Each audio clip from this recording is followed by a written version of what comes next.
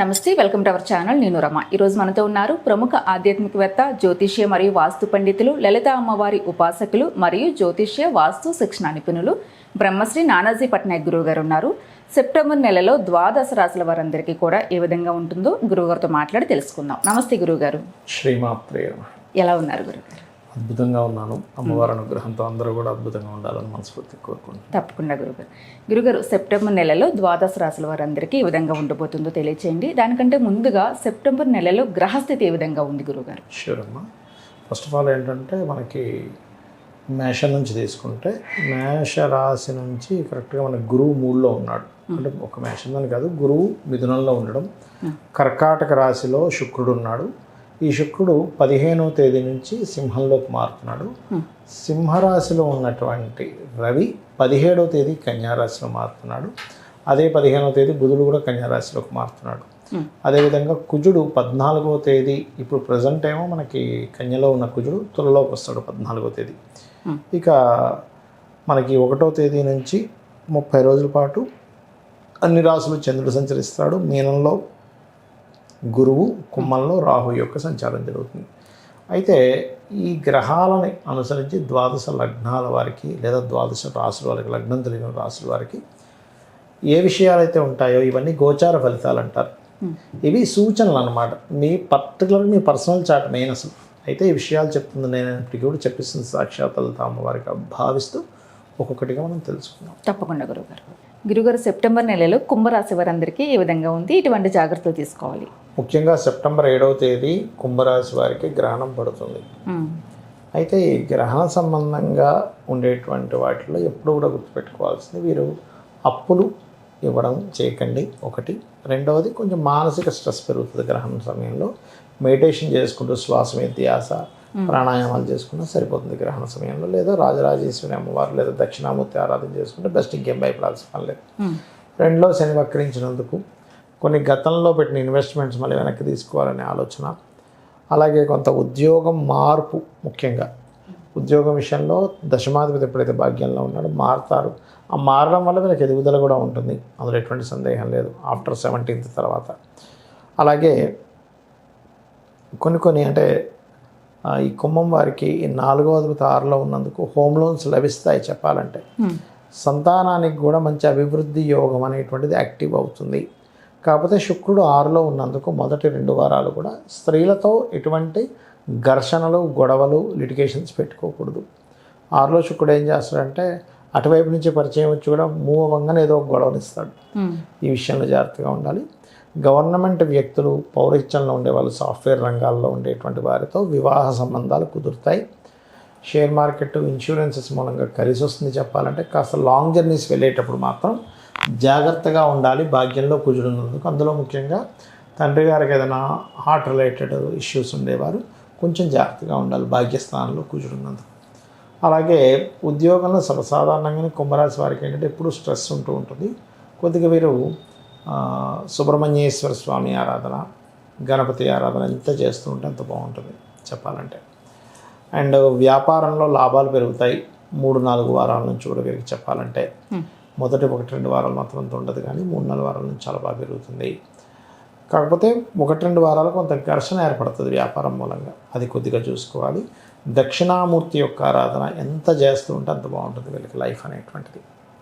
సరే గురుగారు, అలాగే ఈ రాశి వారికి ఏదైనా మంచి పరిహారము అంటే ఏదైనా మీరు మంత్రం చెప్తూ ఉంటారు ప్రతిసారి కూడా, అంటే మంత్రం సిద్ధించాలి అంటే మంత్రము, యంత్రము, తంత్రము ఈ 3 కలిస్తే సిద్ధిస్తుంది అంటూ ఉంటారు. మంచిగా సాధన చేస్తే దాని గురించి కూడా చెప్పండి, అంటే సిద్ధించేలాగా పరిహారం వాళ్ళకి. తప్పకుండా అమ్మ. ఫస్ట్ ఆఫ్ ఆల్ ఏంటంటే వాళ్ళు ఎదగట్లేదు అంటే లగ్నాన్ని ఏ గ్రహం ద్వారా వాళ్ళు ఇబ్బంది పడుతుందో అధిష్టాన దేవత యంత్రం వేసుకోవాలి. ఇప్పుడు కూడా అందరికీ కావాల్సింది ఏంటి? ధనం. సో లక్ష్మీ యంత్రం, లేదా మీకు అది చూపిస్తా ఎలా ఏంటంటే. తప్పకుండా. అలాగే ఫైనాన్షియల్గా అయితే లక్ష్మీ యంత్రం వేసుకుంటాము. వాళ్ళంతటా వాళ్ళు ఎదగలేకపోతున్నారు అంటే ఆ లగ్నాధిపతి ఎవరి ద్వారా ఇబ్బంది పడ్డాడు, శని కుజుల ద్వారా ఇబ్బంది పడితే హనుమత్ యంత్రం. లేదు మనకి అంతా బయట వాళ్ళు ఏడుపులు ఎక్కువగా ఉన్నాయి, ఒక దిష్టి దోషాలు కానివ్వండి, బ్లాక్ మ్యాజిక్స్ చేస్తూ ఉంటారు, లేకపోతే ఇంకేదైనా ఇంకోళ్ళు చేయాలని రూల్ లేదు, వేరే వాళ్ళు ఎవరైనా వీళ్ళని ఇబ్బంది పెడుతున్నప్పుడు కూడా దానికి సంబంధించినటువంటి విషయంలో మనకి ఏదైనా ఒక రక్షలా నిలబడాలి అంటే నరదృష్టి యంత్రం అని ఒకటి ఉంటుంది, బ్లాక్ మ్యాజిక్స్ అంటే పిశాచ బాధలు ఏవి లేకుండా ఉండే యంత్రం ఉంటుంది, అది ఇంటికి పెట్టుకుంటే కూడా మంచిది.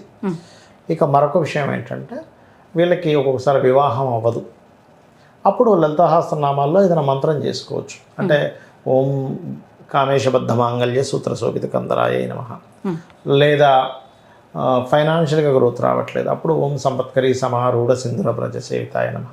ఇప్పుడు చాలామందికి 4వ స్థానం బాగోదు, అంటే 4వ స్థానం బాగోనప్పుడు ఏమవుద్దంటే సర్వసాధారణంగా వాళ్ళు ఏదైనా ప్రాపర్టీ తీసుకుంటారు, అది అమ్మేసేదాకా కష్టాలు పోవు వాళ్ళకి. అది అమ్మేసిన తర్వాత అమ్మయ్య ఫ్రీ అయిపోయినా అనుకుంటారు, మళ్ళీ ఇంకో ప్రాపర్టీ కొంటారు. కారణం ఏంటంటే 4వ స్థానం బాగాలేదు. బాగా లేనప్పుడు ఏమవుతుందంటే సర్వసాధారణంగా వాళ్ళు ఏదైతే గృహం తీసుకుంటారో ఆ యొక్క గృహంలో ఏదో వాస్తు దోషం ఉంటుంది. అలాంటప్పుడు వాస్తు యంత్రం మత్స్య యంత్రం అని అంటారు. దాన్ని నిర్మాణం చేసే వాళ్ళు అయితే భూమి లోపల పెట్టుకుంటారు, అపార్ట్మెంట్ అయితే గోడ లోపల పెట్టుకుంటారు, రెంటల్ హౌస్ అనేటప్పుడు పూజ గదిలో పెట్టుకోవచ్చు. ఈ రకంగా వీళ్ళకి అసలు రెమెడీ ఎప్పుడూ కూడా మీకు ప్రాబ్లం ఏముంది దానికి తగ్గట్టుగా చేసుకోవాలి. ఇప్పుడు జ్వరం వచ్చింది ఏం చేస్తాం, టాబ్లెట్ వేసుకుంటాం, జలుబు చేసింది క్రోసిన్ వేసుకుంటాం, లేకపోతే దగ్గు వస్తే పలానాది వేసుకుంటాం. ఒక్కొక్క దానికి ఎలా వేరువేరుగా ఉంటాయో మనకి ఆ ఉపాసన దేవత ఎవరో పట్టుకోగలగాలి. మనకి ఎక్కువ అప్పులు పాలవుతున్నారు, అప్పుడు మీ పంచమాధిపతి ఎవరు, ఆ పంచమాధిపతిని ఉపాసన చేయడం, అపర్ణాయే నమః అనే మంత్రం చేసుకోవడం, లేదా ఫైనాన్షియల్ గ్రోత్ మరీ ఎక్కువగా కావాలి అనుకుంటే అప్పుడు లక్ష్మీ యంత్రం. ఇప్పుడు ఇది చూడండి, ఇట్లా ఇది ఉంది, దీన్ని లక్ష్మీ యంత్రం అంటారు. ఇప్పుడు మామూలుగా మార్కెట్లో మనకు దొరికేటువంటి యంత్రాలు ఏంటంటే ఇంత ఉంటాయి, చిన్న చిన్నవి ఉంటాయి. ఈ లక్ష్మీ యంత్రాన్ని మీరు కనుక చూసుకున్నట్లయితే మార్కెట్లో దొరికేది ఇంత ఉంటుందమ్మా, జనరల్గా అందరూ వాడేది ఇది. బట్ ఇది ఇందులో రకరకాల అంటే ఒరిజినల్ ఇది ఉండదు, అంటే ఒరిజినల్గా మనకి రాగి ఇది ఉండదు. బట్ జనరల్గా అందరికీ అందుబాటులో ఉండాలి కదా, 50-100 రూపాయలకి అమ్ముతారు ఇది, అందులో ఎటువంటి డౌట్ లేదు. కాకపోతే మీరు కేవలం ఈ యంత్రాన్ని తీసుకుని ఇంట్లో పెట్టేసుకుని పూజించుకుంటే దానికి ఫలితం రాదు. యంత్రం ఎప్పుడూ కూడా మనం ఒక మంత్రం చేస్తున్నాం, ఒక పూజ చేస్తున్నాం, ఒక పదార్థంతో అంటే పుష్పాలతోనో లేకపోతే పసుపుతోనో కుంకుమతోనో చేస్తాం, దాన్ని తంత్రము అంటారు. యంత్రము అంటే ఇలా వేసుకోవాలి. మీరు దీన్ని కనుక వెయిట్ చూడండి ఒకసారి, అమ్మో ఇది రేగిలో ఉంది. అదే నిజమైనటువంటి యంత్రం అనమాట, అంటే దానిలో ఎనర్జీ ఉంటుంది. అవును గురుగారు, అది ఒరిజినల్ రాగి, మీకు తెలిసిపోతుంది చూడండి పట్టుకుంటే, చాలా చల్లగా ఉంది, కూలింగ్ తీసినట్టుంది. అంటే అదేంటంటే చాలా మంది చాలా బరువు ఉంది గురుగారు. అవును, చాలా బరువు ఉంటుంది. ఒరిజినల్ రాగి, ఒరిజినల్ 100% రాగి. బరువు ఉంటుంది. రాగి దాంతో తీసుకుంటే మీ కర్మను ఆపే శక్తి, మీ కర్మను మార్చే శక్తి ఆ యంత్రానికి ఉండాలి. చాలా బాగుంది. కర్మను ఆపే శక్తి, మార్చే శక్తి యంత్రానికి ఉండాలి. అది ఎప్పుడు వస్తుంది అంటే ప్యూర్ రాగి రేకులో వేసి మనము ఆ అమ్మవారు పరివారంతో ఉన్నటువంటి దానికి అంతటికీ కూడా ఏకాదశ రుద్రాభిషేకము, కొన్ని మంత్ర సంబంధించిన జపాలు చేసి దానికి శక్తిని చేకూర్చినప్పుడు వస్తుంది. ఇప్పుడు సిమ్ కార్డు ఉంటుందమ్మా, సిమ్ కార్డు మీరు మామూలుగా షాప్కి వెళ్ళి కొనుక్కొని మీరు వేసేసుకుని పని చేయదు, దాన్ని యాక్టివ్ చేయాలి. వాళ్ళు ఏ కంపెనీ వాళ్ళు అయితే ఆ కంపెనీ వాళ్ళు యాక్టివ్ చేస్తే మీకు పని చేస్తుంది, కాబట్టి పని చేయదు. ఫోన్ అయినా అంత కొనుక్కున్నాక మీరు ఛార్జింగ్ పెట్టకపోతే ఎలా ఛార్జ్ అవ్వదు. ఇలా యంత్రం తీసుకొని రోజు నిత్య నైవేద్యము, అలాగే నిత్యము చదువుకోవడం, అంటే దానికి సంబంధించి చేసుకోవడము, అష్టోత్తరాలు శ్రీ సూక్తము చేసుకోవడం ఈ యంత్రం అయితే. ఇది లక్ష్మీ యంత్రం మీ దగ్గర ఉంది. ఇలాగే మత్స్య యంత్రం మనం స్వయంగా మిషన్ మీద ఫలానా నక్షత్రం ఫలానా సంబంధించిన దాంట్లో వేసి దానికి మనకి శాస్త్రం పక్కగా తెలిసిన వాళ్ళు శాస్త్రోక్తంగా వాళ్ళతో చేయించి జపాలు అవన్నీ చేయించి ఇస్తున్నటువంటిది అనమాట. ఎవరికైనా కావాలంటే చేయొచ్చు. కాకపోతే ఒక కండిషన్ ఏంటంటే వాళ్ళు నిత్య పూజ నిత్య దీపారాధన చేసే వాళ్ళు తీసుకోవాలి, లేకపోతే మళ్ళీ అది దోషం. అంటే ఉన్నది చెప్పేసేయాలి కాబట్టి చెప్తున్నాను. నిత్య పూజ చేయమండి, నిత్య దీపారాధన చేయదు అలా పక్కన పడేస్తామంటే మాత్రం తీసుకోవద్దని చెప్తాను నేను. ఎందుకంటే చాలామందికి తెలివితేటలు ఉంటాయి, కష్టపడగలుగుతుంటారు, డబ్బులు కూడా పెడతారు, కానీ వాళ్ళు రాణించలేకపోతున్నారు. బికాజ్ ఆఫ్ వాళ్ళ పర్సనల్ చార్ట్లో లక్ష్మీ యోగం ఏదైతే ఉందో వీక్గా ఉంది, దీన్ని స్ట్రెంగ్తన్ చేసుకోవడానికి.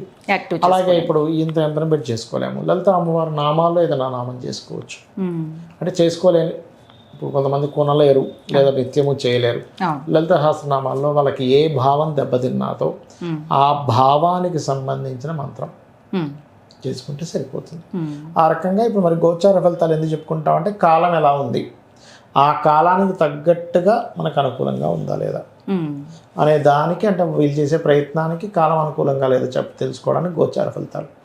అయితే ఎప్పుడైనా సరే మీరు గమనిస్తే కనుక ఆదిశంకరాచార్యుల వారు కూడా చాలా ఆలయాల్లో యంత్రాలు పెట్టారు. మనకి లలిత సహస్రనామాల్లో కూడా ఆఖరికి ఆ దేవతల యొక్క శక్తి సేనలను ఆపేయడానికి కూడా యంత్రాన్ని యూజ్ చేస్తాడు రాక్షసుడు. అప్పుడు వినాయకుడు ఇలా యంత్రాన్ని యూజ్ చేస్తాడు.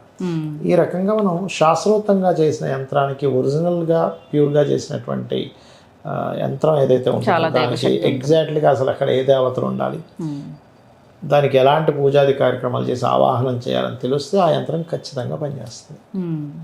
ఎవరికి ఏది అందుబాటులో ఉంటే అది చెప్తారు గురువుగారు మీరు. నిజంగా ఇప్పుడు ఇది అంటే చేసుకోలేని వాళ్ళకి కానీ నియమాలు పాటించలేని వాళ్ళకి కూడా నిజంగా మంత్ర రూపంలో చేసుకోవచ్చు. కంపల్సరీ ఇది యంత్రం తీసుకుంటేనే వాళ్ళ జీవితం బాగుంటుందని నేను చెప్పను.